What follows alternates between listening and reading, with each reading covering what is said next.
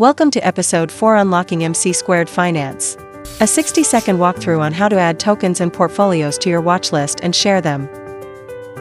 Start by connecting a wallet. Next, you can select portfolios based on ROI, trades, or win rate.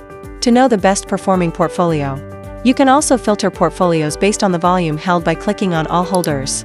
Then choose any volume category you want to explore. Next, navigate to any portfolio of your choice and add it to your watchlist by clicking the star icon. You can also add your favorite tokens from the Tokens page or directly from the Portfolio Assets section to your watchlist.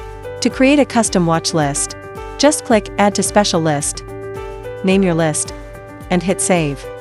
Click the watchlists to view all your saved portfolios and tokens, including your custom lists. Want to show off your watchlist? Just click the share icon. You can post it on socials, copy the direct link, or even download it. Coming up next in video episode 5, we'll walk you through how to use social login on MC² Finance. Catch you in the next one.